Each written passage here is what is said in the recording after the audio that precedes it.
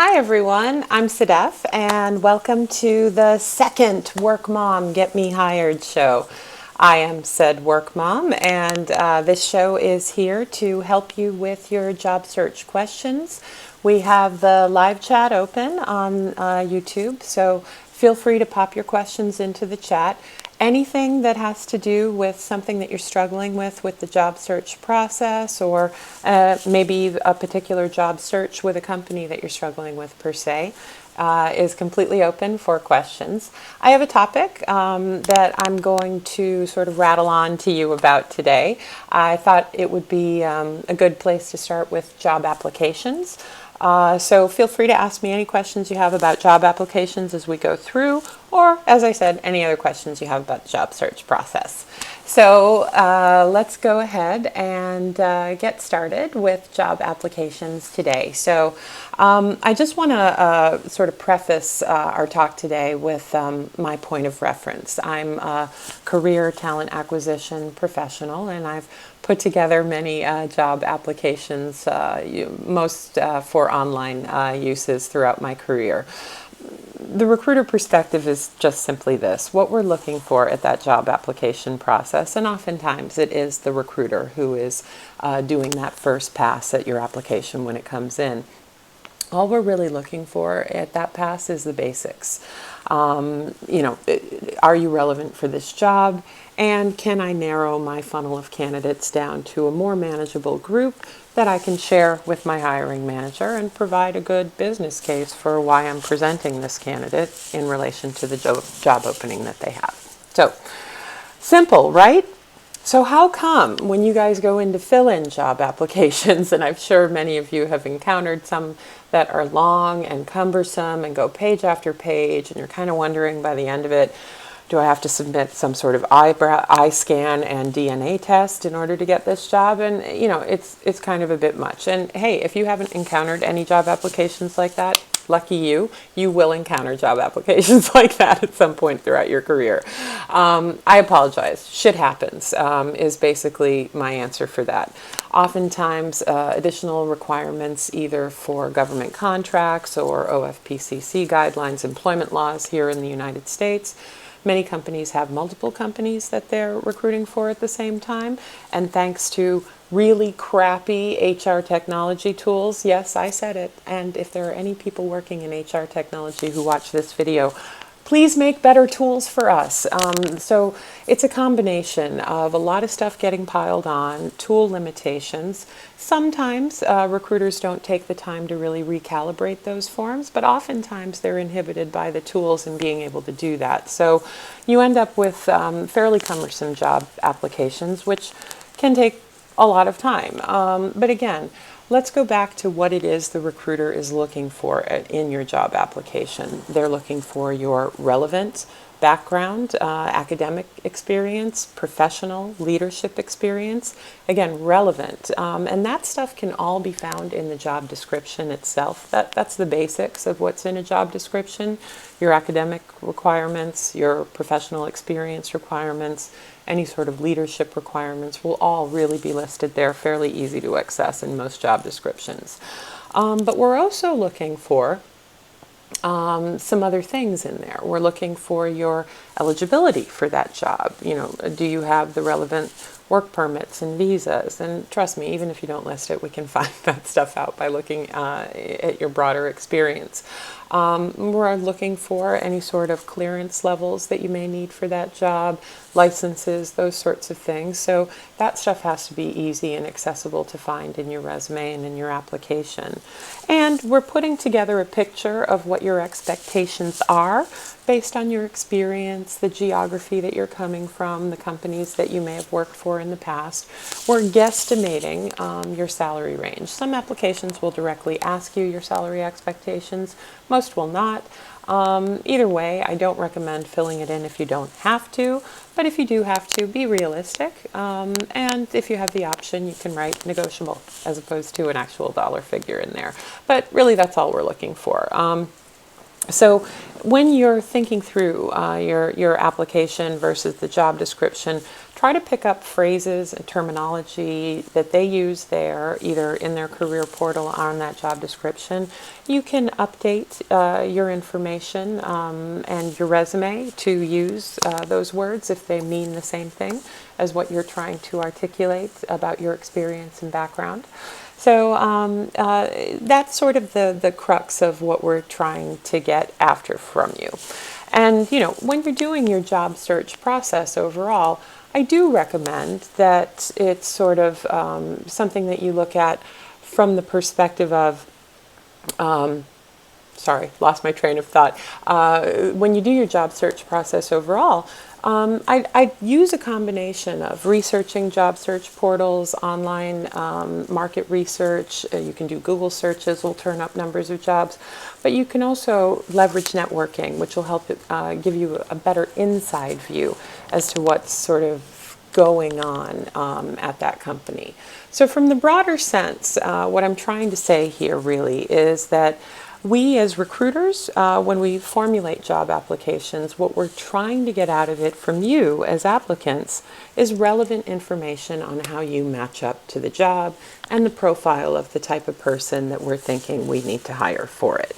We're not looking to go deep. We're just staying at that sort of entry-level relevant stage at the application.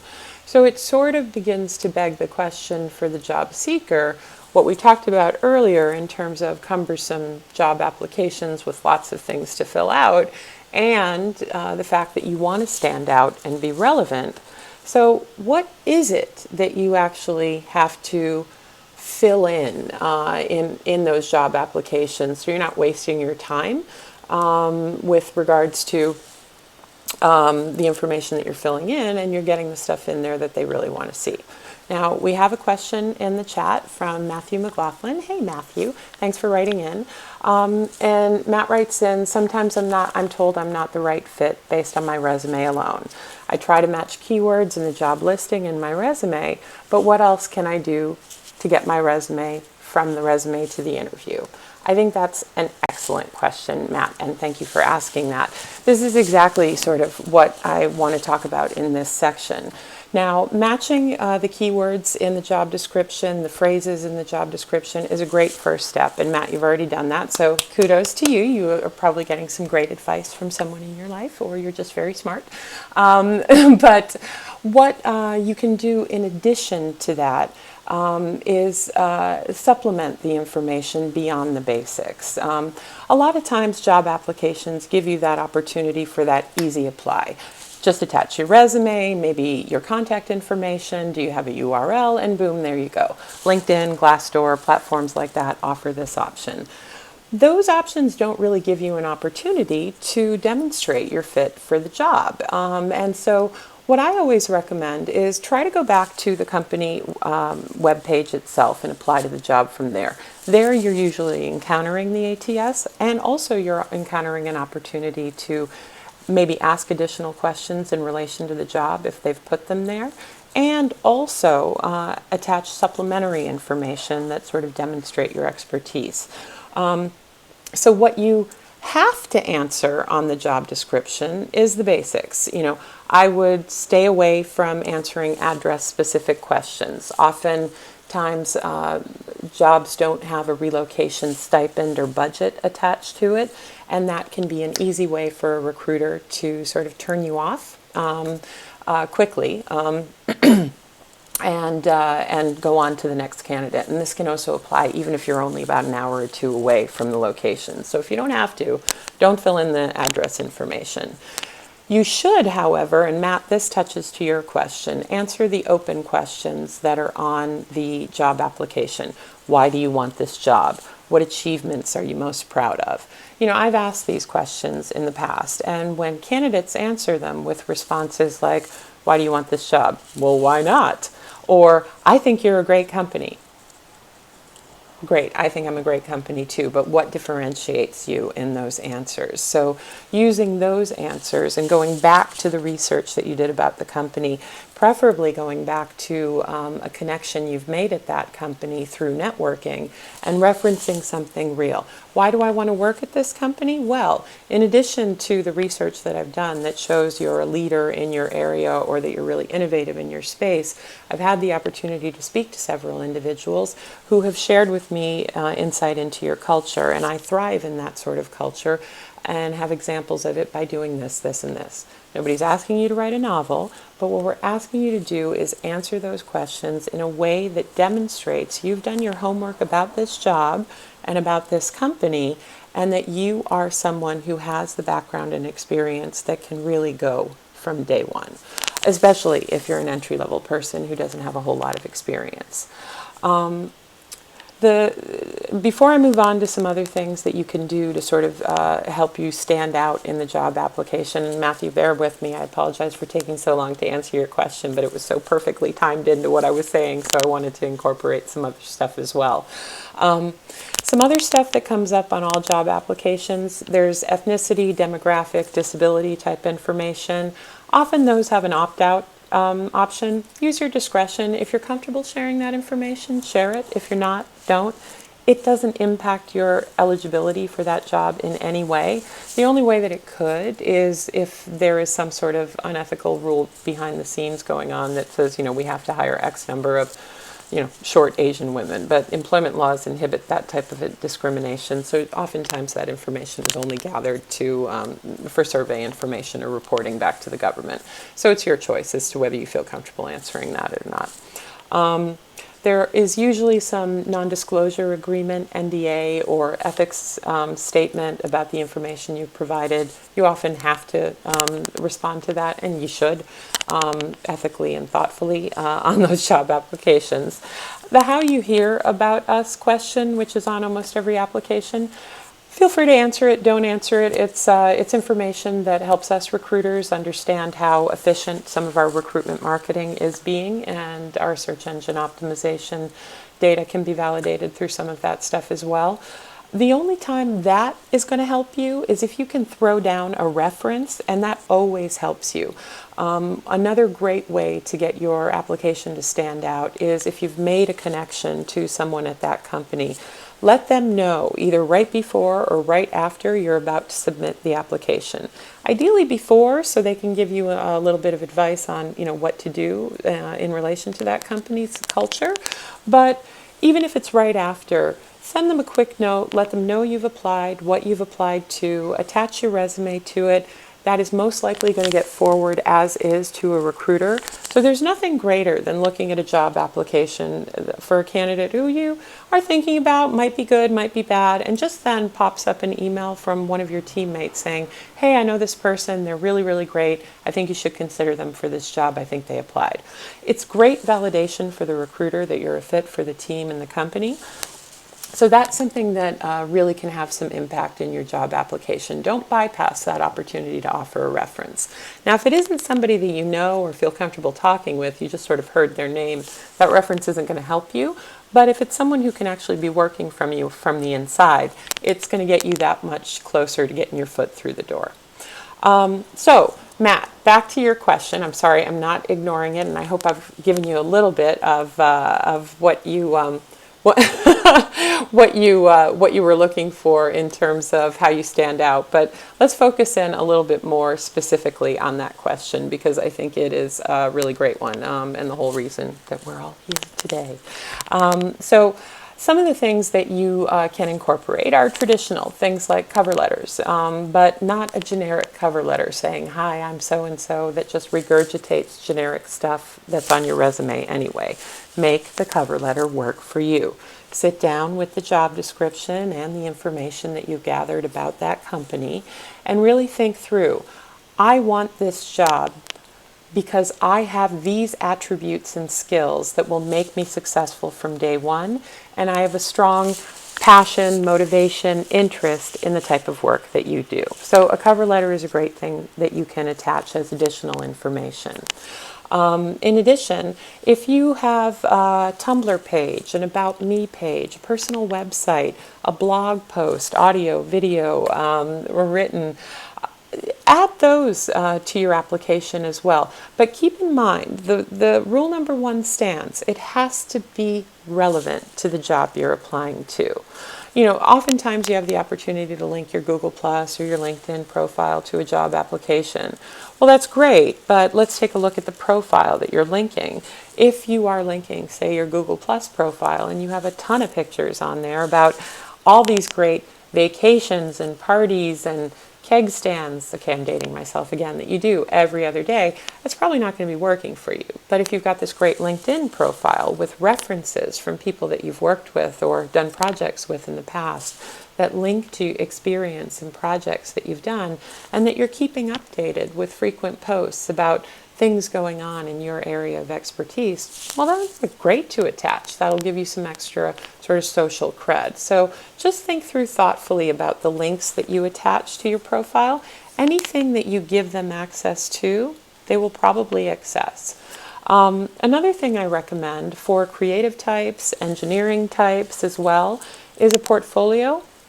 And not just a portfolio of sort of, here's what I did, isn't it really pretty, and the final result picture. But the way to get a portfolio or a project overview to work for you is to walk the viewer through the steps that you took. What was the challenge or problem that you were trying to solve? What were some of the initial paths that you took and the obstacles you ran into? What led you to actually take the path you took in the end result? And what was the result of the final project? Give them a full view into that, and then that portfolio or project overview can work for you and demonstrate just how relevant you are because you've done this type of work, or you have a passion and hobby in this area that you've dedicated a lot of time to building your skills up into. Any sort of articles, white papers, research papers that you've done, as long as it's relevant to the job, make sure it's on there. Now, I want to make sure to add this too. Some applications only allow you to upload one or maybe two documents. Make sure that your resume is the first one and separate from everything else if you have the opportunity to do more than one. Make sure that you've named all of the documents with a logical name for what they are and your last name in case it gets lost in the shuffle. And if you only have the opportunity to attach one document, well then, group them all together into one PDF. Make sure they show up in a logical order and aren't overwhelming. Make sure the resume is the first page, page one of that document that you create. Recruiters will probably not look at the bulk of the back end of that, but the hiring managers will. So make it easy for the recruiter, get your resumes front and center, but make sure that supplemental information is there. As long as it's relevant, hiring managers will really, really like that. It gives them some extra insight into who you are, how you solve problems, and how you approach the work before they even get a chance to talk to you. So those are some of the techniques that you can use to sort of stand out in the application. Of course, and I've talked about it ad nauseum, but I'm not going to feel good until I say it just one more time. Just make sure to do your research on why you want to do this job and work for that company, so you'll be able to answer these questions a lot more thoughtfully and prepare your resume to stand out and highlight those particular skills and attributes in your job description.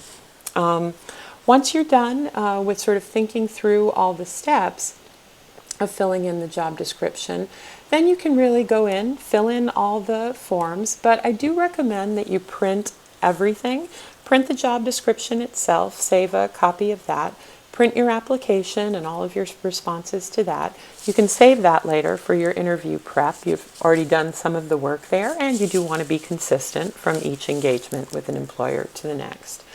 And the last step is really just follow up. If you have a network in the company like we talked about, follow up with them after you've applied for the job, and maybe about a week to 10 days later. If you've heard something, let them know you'll be coming in for an interview or meeting a recruiter. If you haven't heard something, let them know and reiterate your interest. Maybe they can reiterate on the inside for the recruiter for you. If you have contact information for the recruiter themselves, you're welcome to reach out to the recruiter also. Oftentimes the delay is simply caused by they're in the midst of pre-screening candidates or waiting to hear feedback from the managers. Give them at least a week to 10 days before you follow up, just so everyone has a time to really absorb your information. But you should feel free to follow up. It doesn't make you look bad at all. And you can follow up at least twice for every job application that you've sent in. One other thing I want to add before I sort of drop this topic. As a recruiter, I have seen oftentimes that individuals, because they're so eager to work for a particular company, will go in and apply to every single open job that that company has available. I am not kidding. I have seen this. I have worked at global companies. And here's the thing. While I know your intention is to demonstrate to the recruiter or whoever's looking at your application that you're, really excited about this company. And I also know your intention is to get your foot in the door anywhere that you can to sort of get that launch pad going. Unfortunately, though, what that does at the same time is demonstrate to me as a recruiter that you're not really focused and passionate about this particular type of work that I'm offering on that job. And so chances are your likelihood to flip to another employer or another department in a short period of time is higher. It's a higher risk. Therefore, I'm going to have to fill this job again a lot sooner than I want to. So it sort of ends up, your intention is to demonstrate your passion and eagerness. The execution, however, demonstrates someone who lacks focus and is unreliable. So it's okay to apply to a few jobs at the same company as long as they're in the same area and doing the same type of work. But please use your discretion with how many jobs you apply to at one time at one company. And that's sort of my spiel for today with regards to applying for jobs. I hope you found this helpful. And next week, I'm not quite sure what we're going to talk about. If anyone has any suggestions, feel free to throw those into the chat window. Matt, thank you for your question today. I feel sort of happy I got one question to start off with. And for the rest of you, I hope that next time you'll feel comfortable asking your questions. You can also email them to me at info@inspirepeople.com before or after the show if you want some one-on-one talk as well. Have a wonderful rest of your week and go get yourselves hired. Take care and have a great day. Bye-bye.